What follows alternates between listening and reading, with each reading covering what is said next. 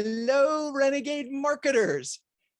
In a first for this show, today we'll be focused on sports marketing as a way to reshape how customers and prospects think of your B2B brand.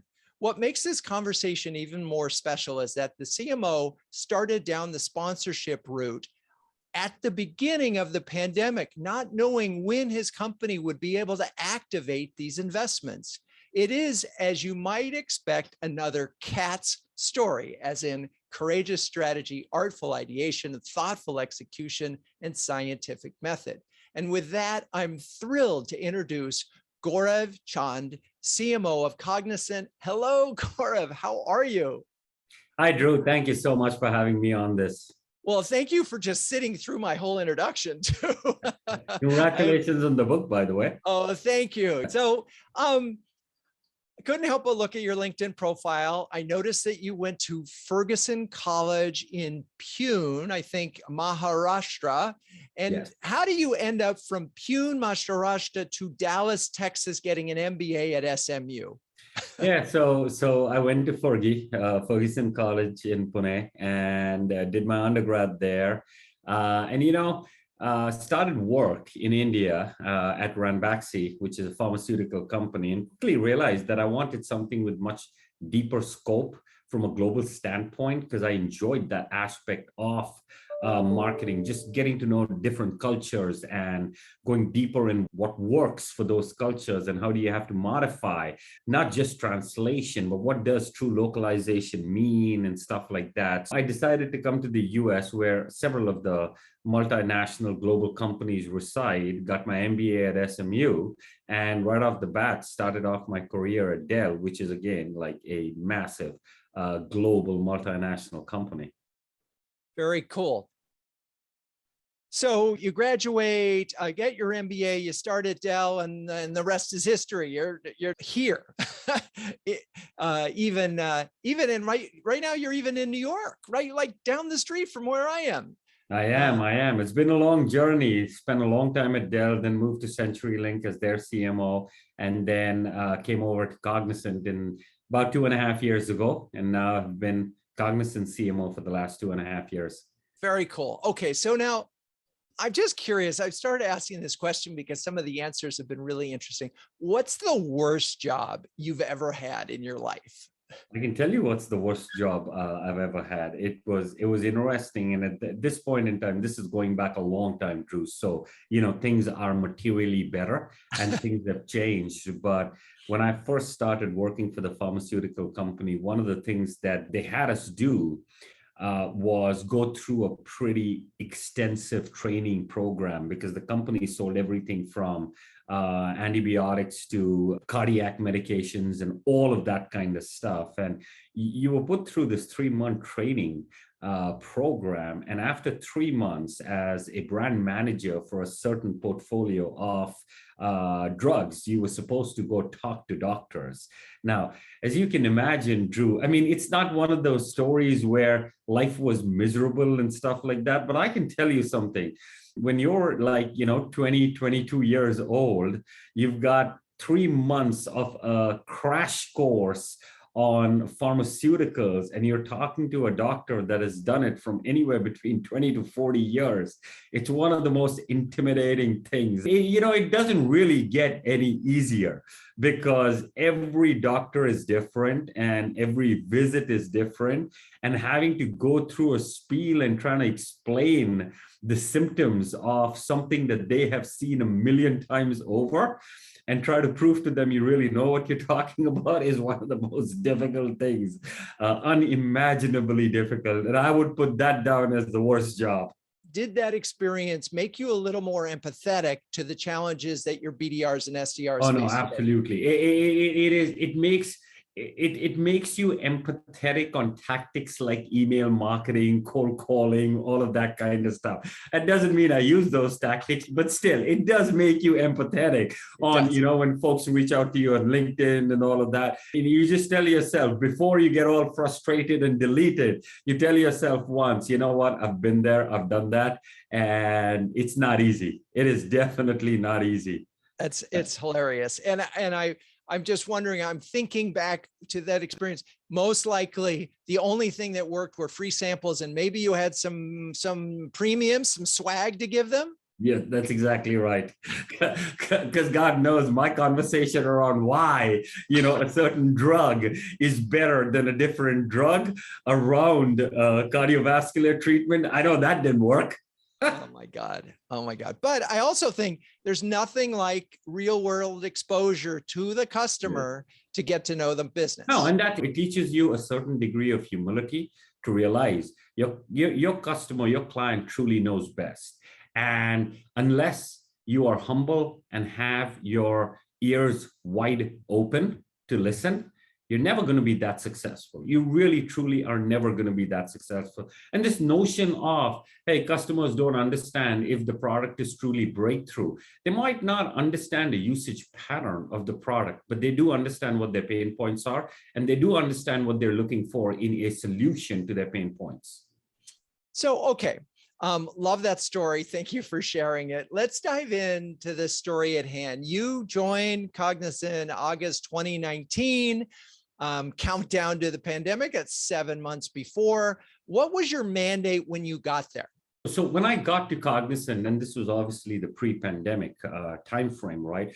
We were very clear. We did a bunch of research, Drew, around Cognizant perception. What did our clients think about us and pieces of that nature? And what it all boiled down to is when you look at Cognizant, although at that point in time, we were a $16+ billion business, right? With about 12 billion in the United States and the rest outside, it came down to, in the US, we had some awareness with clients, but most of the awareness was centered around this notion of, hey, if I have an application running in the US and I want to transfer it to a low-cost country, low-cost location, right? Cognizant would be the right folks to do that for me.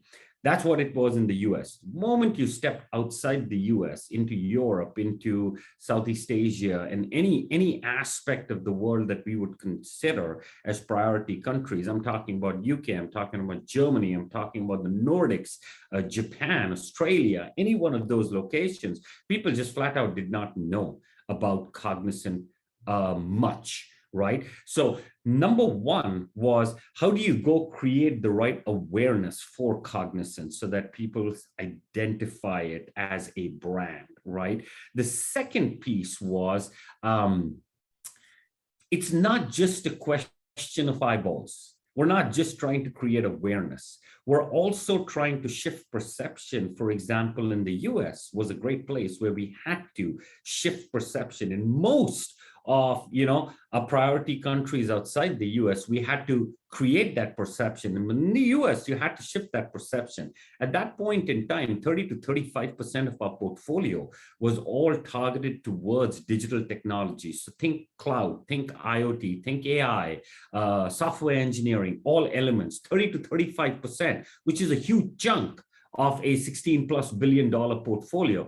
However, Drew, we never got credit for being good in that space, right? So it was not just a question of creating awareness, it was just also a question of shifting perceptions around Cognizant being that digital transformation partner that can take clients to their next step in their evolution of becoming a truly modern business, right? So that was number two. And number three, which is the human element of it, which is, how do you galvanize? At that point in time, we had approximately 220,000 people working in this company. Today, we're close to 340,000 associates across the globe. How do you galvanize not just the 220,000 people that were working for you, but also the next potential 220,000 people? What did the next gen workforce look like?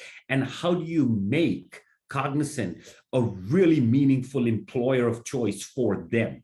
So those were the three critical elements, touching upon everything from brand to awareness, to shifting perceptions, to recruitment marketing, as well as internal comms around getting folks excited about being at Cognizant.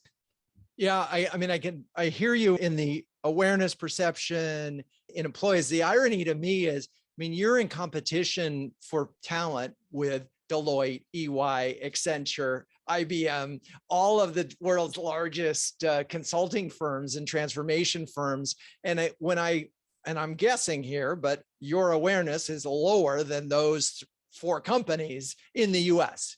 No, absolutely, absolutely right. We were lower, and that was the bridge we were trying to get past, because we believe better capabilities, we could execute better for our clients, we could bring to fruition some of those elements for our clients better than anybody else. But then how do you bridge that gap in the lack of awareness?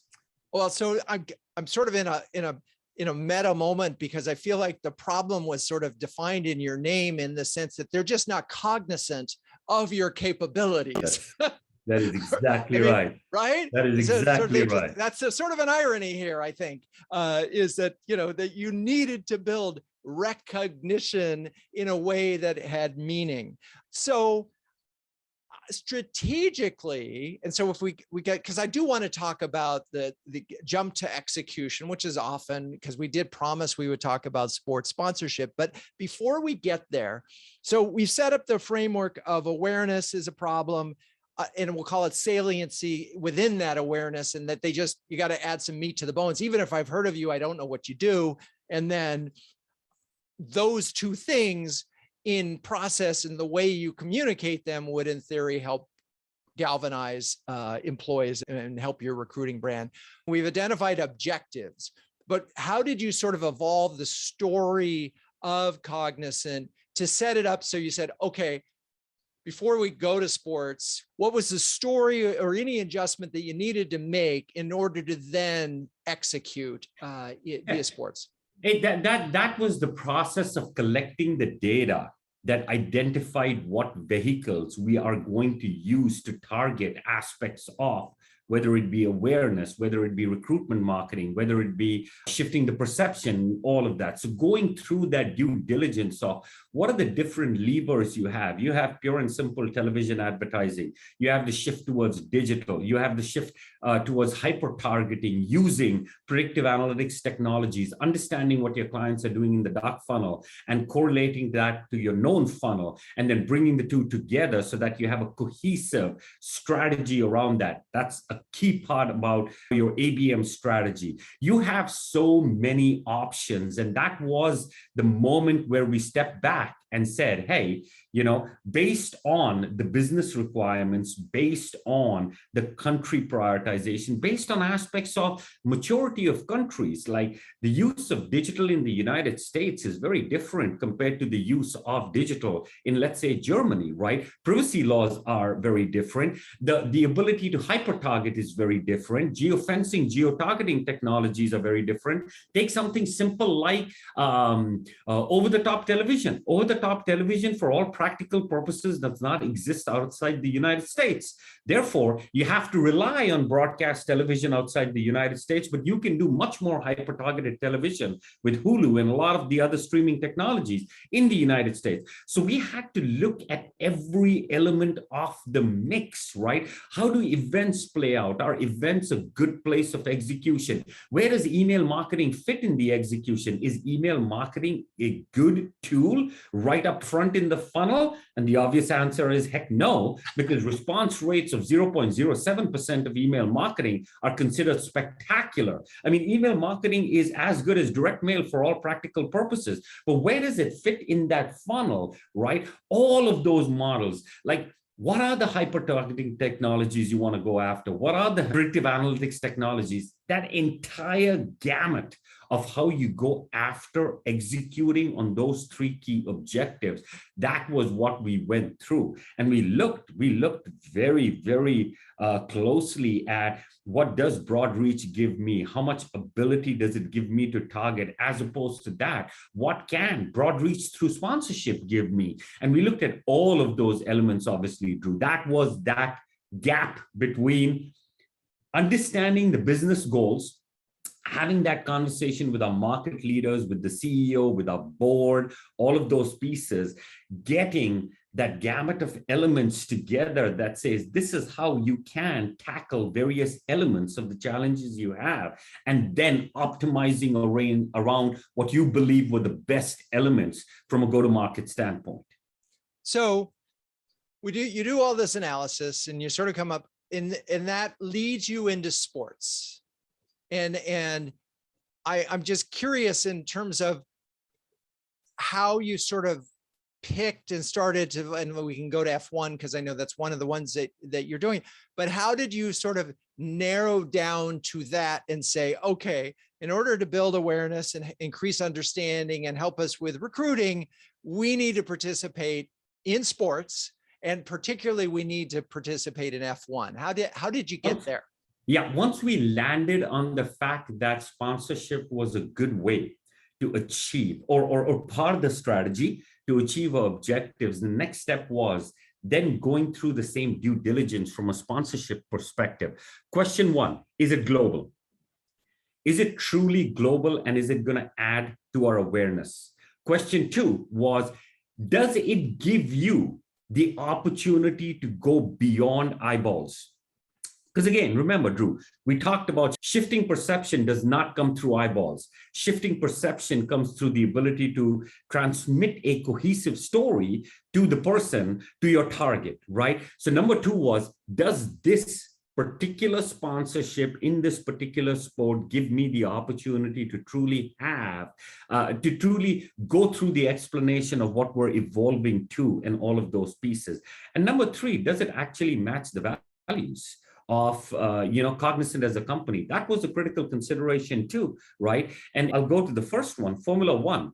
Obviously, incredible global awareness. There's no question about that. And we made a bet. We made a bet that Netflix Drive to Survive would actually succeed in getting a massive portion of the US population on that sport, because that was the one glaring hole for Formula One. It wasn't particularly popular in the United States, and that was a gamble, in all honesty. That was an educated gamble, and it paid off in a big way. I just looked at some statistics, and they talked about the fact that F1 viewership just for the beginning of this year in the US is up 36% year over year.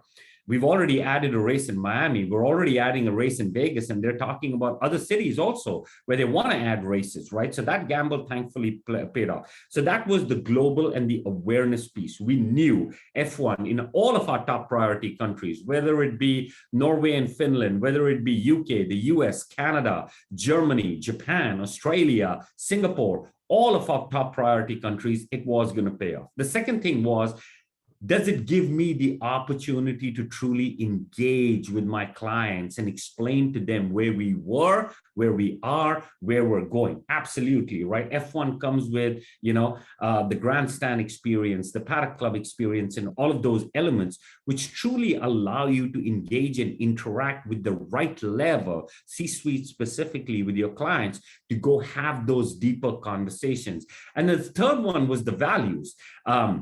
And it's interesting, right? F1, most people would step back and say, well, that doesn't meet the values of any company. But no, with Liberty Media taking over, Liberty Group taking over, they've done a phenomenal job around the values of F1. For example, one of the things that we are helping Aston Martin Formula One with is to get to carbon neutral by 2030. So a lot of those aspects of sustainability and pieces like that, which people generally don't associate with Formula One, we're helping them achieve those goals in real time frames, and that is definitely a value. You flip what F1 and you go to the LPGA Cognizant Founders Cup, right? It's, again, the Pro-Am at the Founders Cup, the chalet experience gives you that opportunity. If you look at the field for the LPGA Founders Cup, it's an incredibly diverse field from people all across the globe. So it gives you that interest where folks from Korea and Japan and Australia and Europe and the US all are watching these incredible athletes play. It also played into one of our strongest values, Drew, which was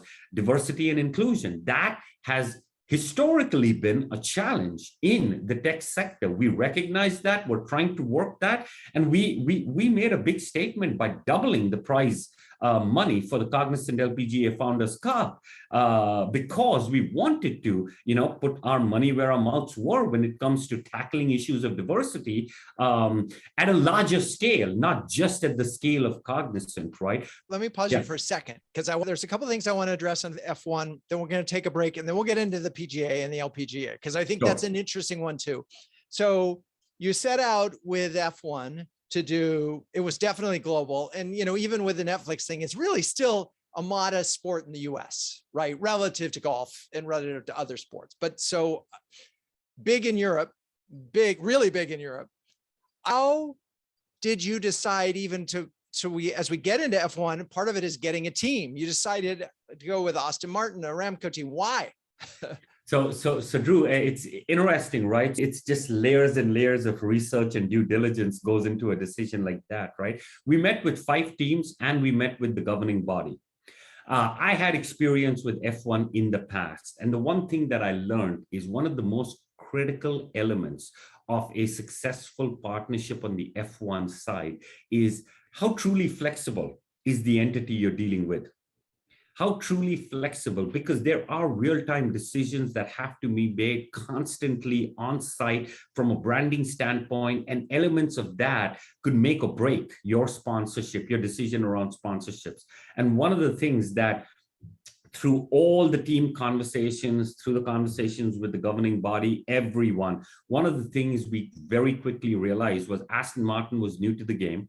In many ways, they represented what Cognizant was trying to do, which was a true transformation of sorts, right? And in our conversations with them, they were incredibly flexible around terms of the contracts, the negotiation, what elements of the entire portfolio we got as a result of it. We really enjoyed that part of the experience with Aston Martin more than absolutely anybody else in the ecosystem. Another critical element of F1 is backing and the will to survive and win, right? We saw that loud and clear with, how Lawrence was building his own team on the Aston Martin Formula One side and all of those elements that he was doing. And then lastly, it was the one team we thought from a technology standpoint we could have the greatest impact on. So trackside IoT, AI, modernization so that they can spend less on IT and fund more dollars towards the actual car and the aerodynamics and the carbon fiber and all of those elements of the car. All of those elements put together was the due diligence process that we went through with all the teams and landed on Aston Martin. Yeah, it's funny. We used to do a lot of work with Panasonic on their Olympic sponsorship, and they were a top sponsor. Yeah. And one of the things, and I'll never forget, client with Bob Greenberg is always thinking about how product got integrated with the Olympics. And of course, they were the official broadcaster, but it was more than that. So whenever we did a sports program, whether it was the Olympics or Do Action Sports Tour, it was finding a natural way, permission to be there, right? And so it sounds like you did that. Well, as we wrap up this F1 section of it, and by the way, I also heard things like they were willing to play. They were flexible enough to work with you to get this. Bringing to bear trackside IoT and these other modernization would be, you're going to just make them better. And that's an awesome place to be. So as we wrap up this part of the thing, got other CMOs who are working for large companies listening to the show, and they're saying, oh, that's interesting. I get it, particularly in Europe. It's interesting to know they're growing in the US, so we could get in on the US early. What have you learned from this experience that you wish you knew about F1 when you started before? Yeah, and Drew, I'm not trying to give you a cop-out answer. I'm going to just be as honest on that answer as possible. Nothing massive, I would say, because again, we went through the due diligence, but there are definitely tactical elements around your execution. Pieces like tickets to the paddock club, driver appearances, hot laps, all of those core elements that actually are critical to deliver the kind of experience you're trying to deliver for your clients. there's a lot of those pieces that had I known the nitty-gritty details on, we could have made a highly successful endeavor even more successful. So those are the things that I would point to, in all honesty, not the overarching strategic pieces, but much more the tactical elements around execution. And I think it's so interesting and timely because we've been doing a lot of huddles lately. That this month we're focused on events, and people are a little rusty on events. And it's like, so, how's it going? It's going great. We're getting out there, we're meeting people and so forth. And then somebody stepped back and said, well, remember, it's about pre, during, and post and having a full program. And oh, right. We got to have that. And every little detail in an event marketing program matters, right? From the second, even the email, the sign up, the experience, because these are customers or high level prospects, and you're trying to create a sort of really perfect experience that represents your brand, that is memorable and distinctive and all those things that you do in all other marketing. And that takes practice and it takes time. That's exactly right, Drew. Right. It's like, take something as banal and simple as a client invite. Imagine the difference between a client invite coming from one of your executives, inviting one of their executives, as opposed to, now imagine a video from Sebastian Vettel or Lance Stroll inviting the client to the event, right? Those are the things, those are the tactical elements which we have learned. I just wish we had started it, let's say, a year ago, as opposed to 8 months ago, and things like that, right? Yep. Those are the small things that just add to that experience, that moment of truth, that just makes it so sticky for a client to remember that for a long, long time to come. And that's what you're trying to create. You're trying to create that unforgettable moment that then leads to positive engagement in the future. Perfect place for us to take a pause. So give me a second to do a live read and we'll be right back. So it's funny, as we're talking about, and Gaurav is describing the lessons that he's learned from this thing. That's what CMO Huddles is all about. If you are about to go into a sponsorship like this, you could either go and learn it on your own and make a mistake, or you could come join CMO Huddles and have an experience with other CMOs who have probably been there and solved for that. Because every single month we're getting together in small groups to talk about pressing challenges. Like this month, we're talking about events and activating in a way, as Gaurav said, activating in a way that creates an incredibly memorable experience. But we've forgotten, we're rusty on that thing. Any other thing that you're thinking about right now, we're addressing in CMO Huddles, and that's why we call it a force multiplier. We want an hour a month, and we guarantee 10 hours back in time saved to help you make faster, better, and more informed decisions. If you're a B2B CMO that can share and care with the best of them, visit cmohuddles.com or hit me up on LinkedIn to see if you qualify for what we're calling our free 1 month guest pass. Okay, we're back. We've covered F1, but I don't want to stop there, and you didn't stop there. I know you've mentioned your sponsorship of the PGA and the LPGA. Let's talk about why that choice. One of the most meaningful elements around golf is participation. Drew, there's not a lot of sport. It's not like, let's just take the NFL. Average sea levels tend to be in the 40s and 50s. It's not a lot of 40 and 50-year-olds that can go throw balls out there, right? You don't get that. And one of the elements that we were drawn towards from a golf standpoint was the ability for a client to participate with like professionals and truly get a feeling for, what it is to be in the limelight with that professional, hitting shots with people actually watching you, and how incredible that experience in general is. And we did a lot of research on likes and dislikes of our target audience, obviously. And one of the things that came out loud and clear was, playing golf. Playing golf was an activity that people loved. Watching golf was an activity that people loved. And we wanted to do something that, and golf is obviously an incredible global sport, especially when you look at the LPGA. It is incredibly diverse from the participation across the globe. And that was one element of it. The second element of it was also the diversity and inclusion element, which is really, really critical to us. So doubling the prize money for Cognizant Founders Cup, that was a meaningful contribution we could make, right, that would help along the lines of this diversity and equality and all of these conversations. And then obviously the engagement piece, just being in the chalet, watching those professionals come through, being in the pro-am and playing side by side with a pro walking with you. It's just incredible, unforgettable experiences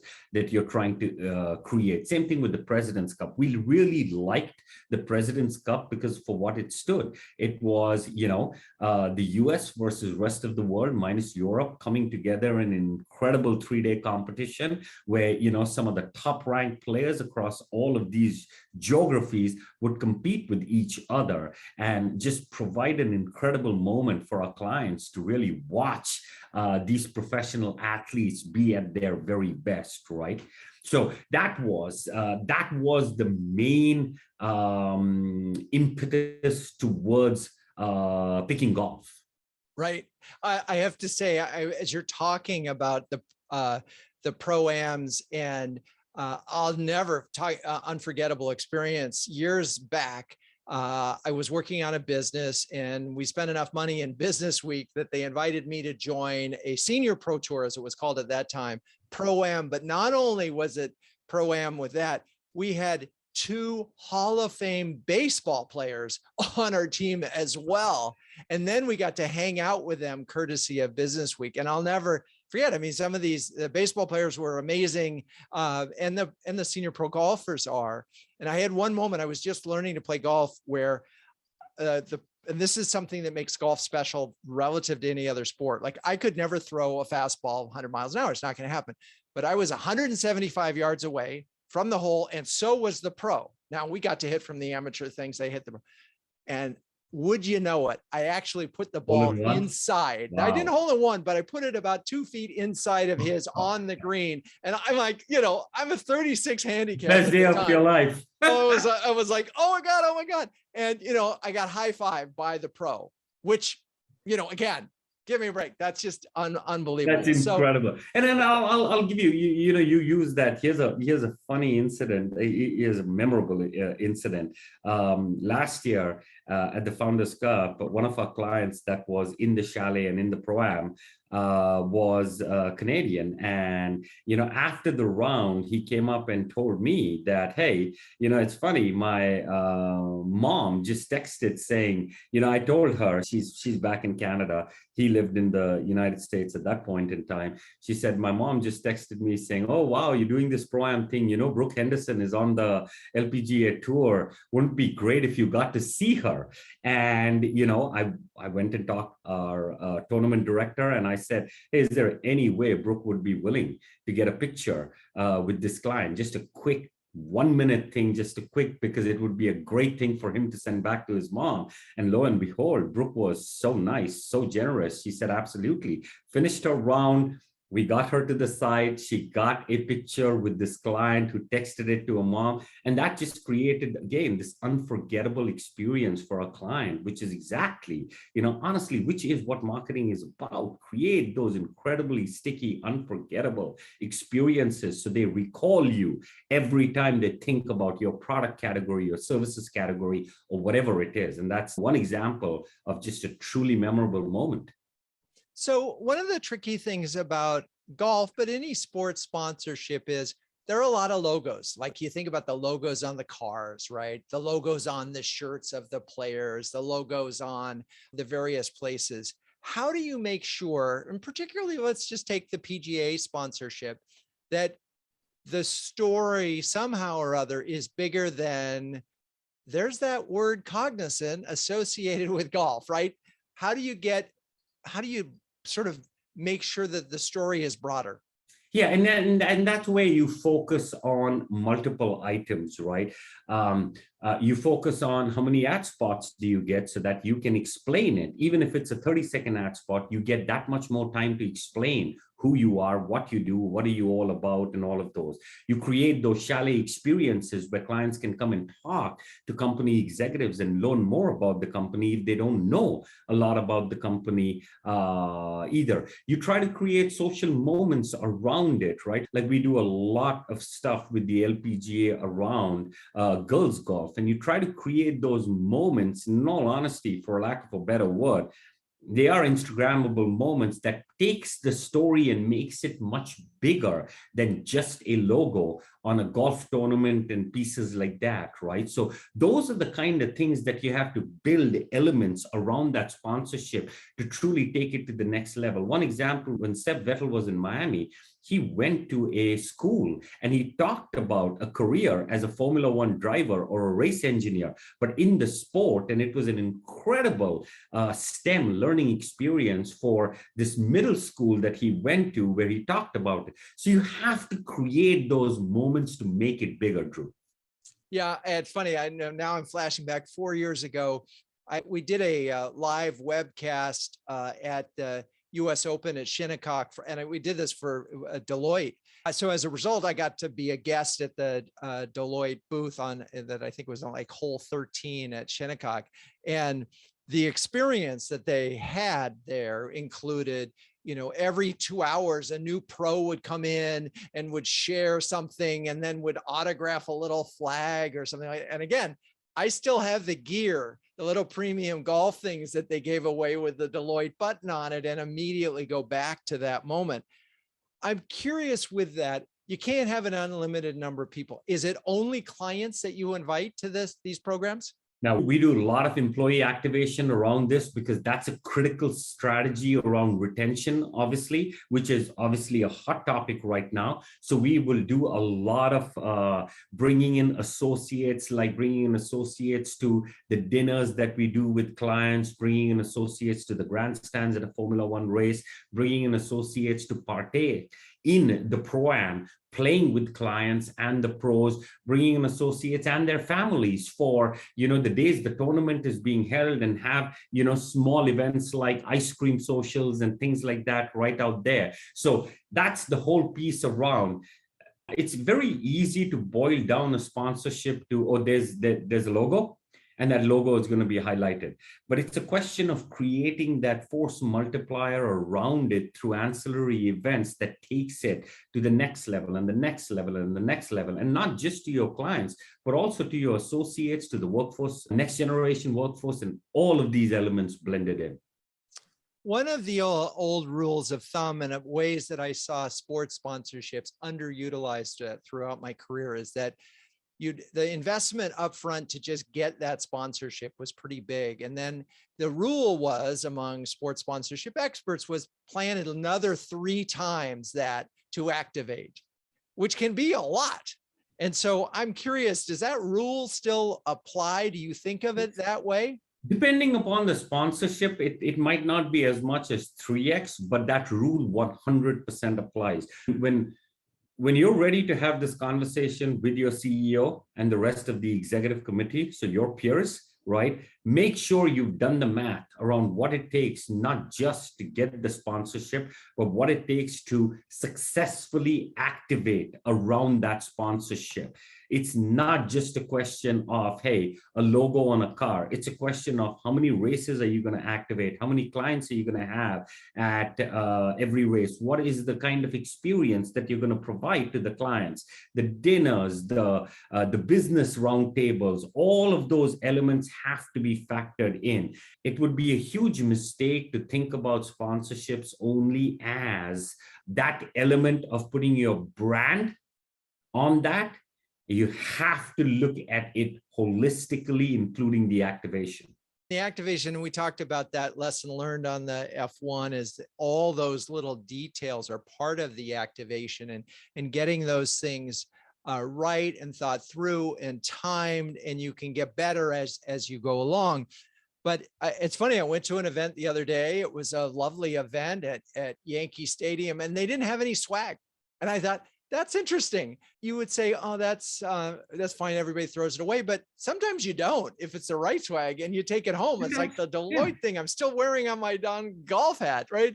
So if you're clever about it, and if you can even get the swag to sort of tell the story and connect the dots, you can have this thing continue, I guess And that's the whole experience that you provide around it, right? If you've not thought through activation, then you end up giving things that get thrown away. If you think through the activation, then you don't end up giving things that you throw away. And something as simple as a cap becomes a lot more precious when Sebastian Vettel and Lance Stroll personally sign those caps, right? And do that kind of stuff. So you have to think about that activation very holistically. So we've talked a lot about activation. We've talked about why we went into sports sponsorships in the beginning, because we know that they're going to reach a large audience. In your case, F1 and golf. And we talked about the importance of, we wanted to build awareness, we wanted to increase understanding, and we wanted to sort of use it as an employer brand opportunity, both for current employees and future employees. Let's talk about metrics and how you either upfront or along the way have sort of built the business case for doing this. Yeah, no, I mean, at the end of the day, Drew, we are a strictly B2B company. There is not one element, not one iota of our portfolio that can ever be sold online per se, right? So it is all through understanding what a client needs and what kind of services can we provide to fulfill that need, right?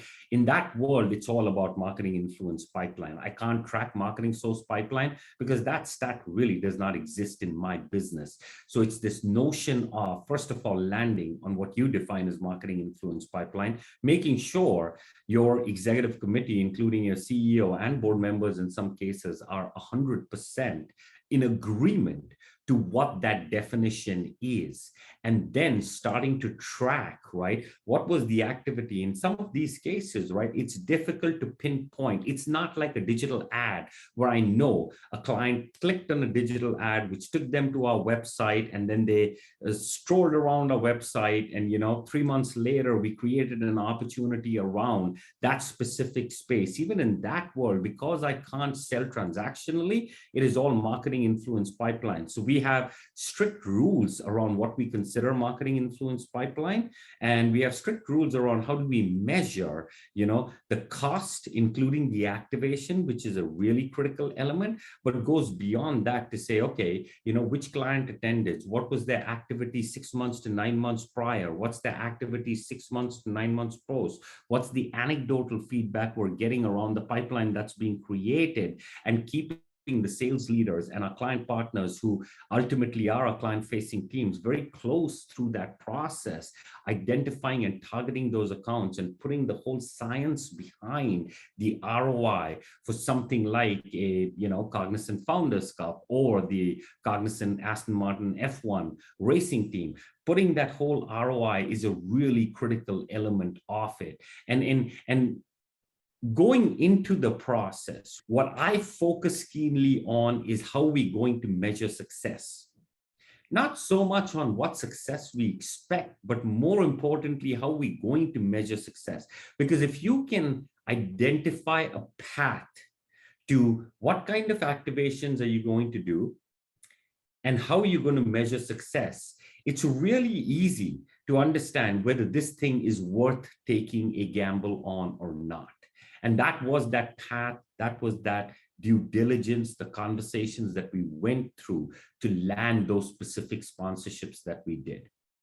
So I have a lot of questions here. I'm going to dive in. So we talk about marketing influence pipeline. What metrics do you within that? I mean, what's that look like? I mean, how are you determining that?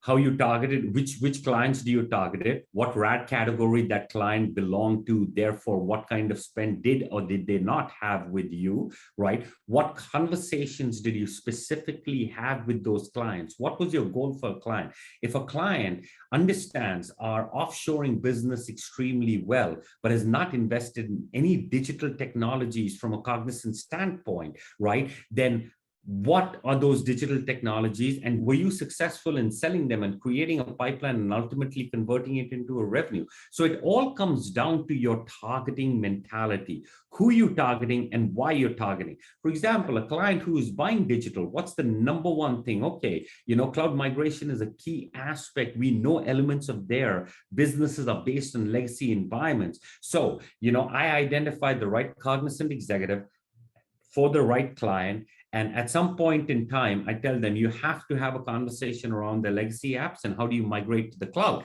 And then you measure that, because you know exactly which client, which persona at which client has attended your event. You understand the goals for it, and you measure, did you succeed? And your rules have to be stringent. So just because you had, their Oracle application offshore, if you move from there, if your goal for that client was to get them on a digital technology, whether it be AI or cloud migration or IoT or pieces like that, but you just expanded or renewed that contract that you had with them, you don't get credit for it in your marketing influence pipeline and ultimately your marketing influence revenue. So you have to have all of those elements very stringently baked out. And like, we have a briefing with all the executives that are going to attend that specific experiential, and we point out, hey, X, you've got to talk about this topic to this client. Y, you have to talk about this topic to this client. And we measure, did we have success in what we set out to achieve? One expression that came up, I had never heard before in a huddle when we were talking about events and thinking about metrics, is the term revenue in the room. And so as I'm thinking about this, I'm imagining these customers that are coming to this event, and you actually know how much they're spending today, in what areas, and you're matrixing and you're saying, well, they could spend a little bit more over here, right? In this area, there's an opportunity. So you literally could do this revenue in the room calculation. And we have account plans for all of our accounts by persona. We understand what our share of wallet is. We understand what our competitor's share of wallet is. And then we figure out which are the key areas that we could potentially break through, which are the Trojan horses we need to talk about a client. We might not be getting successful. Like, automation is something we do extremely well. And automation in today's environment is incredibly critical, because as clients are thinking through, pushing more money towards digital, there has to be savings somewhere to push that money. Automation gives you that. So that could be the Trojan horse, the tip of the spear that finally gets the client overboard. So then we say, hey, person X from Cognizant, you have to have this automation conversation with person Y from one of our clients and sell them on that, because that could be the Trojan horse that gets you into that client, say if it's an acquisition account. So I have to step back and say, okay, we started this conversation by saying you have awareness issues on a global basis, you have recognition or understanding or appreciation issues. Do you have tracking in place so you can also measure that? Absolutely. We measure through a third party awareness, consideration, relevancy, knowing, and that's a standard measure. Every big brand in the world does it. We use the same agency that a lot of the big brands use. We measure awareness. Obviously, awareness leads to consideration. Ultimately, consideration leads to relevancy, and relevancy has a very high correlation with the revenue, right? So we measure that twice a year, every year, and we're tracking those very, very closely. In the first 6 months, we had a 7% percentage point increase in our awareness. We had a 3 percentage point increase in our consideration. Our relevancy remained the same, but relevancy, as people know, takes about at least 2 to 3 years to move the needle on. But the initial statistics definitely point to the fact that it is working. The marketing influence pipeline has been an amazing statistic that we track very closely. And it's more than pointed to the fact that we are being very successful around our sponsorship strategy. Very cool. Okay, well, we're going to wrap up the show, but before we do, I want to ask you for the CMOs in the audience, when it comes to getting the most out of your sports sponsorships, give us 2 do's and 1 don't. I would say do the due diligence before you lock on the sports sponsorship. Make sure you have 100% agreement on how you're going to track it, how you're going to measure it, right? Those two are the two do's. Don'ts, it's back to your point. Don't think sponsorship only. Think about what can you do that surrounds that sponsorship that makes it much greater than a logo on a car or a logo on a banner and something like that. And there's so much you can do around ESG, around sustainability, around employee morale and elements like that, which just makes it so much of a force multiplier to your overarching marketing strategy. I love it. All right. Well, thank you, Gaurav. And thank you, listeners. If you found this episode of value, please thank Gaurav on LinkedIn. Let him know that you enjoyed the show, and do me a favor and rate us on your favorite podcast app. Renegade Marketers Unite is now a production of Share Your Genius. Melissa Caffrey is our content director. The music is by the amazing Burns Twins, and the intro voiceover is Linda Cornelius. To find the transcripts of all episodes, suggest future guests, or learn more about my new book and the savviest B2B marketing boutique in New York City, please visit renegade.com. I'm your host, Drew Neiser, and until next time, keep those Renegade thinking caps on and strong.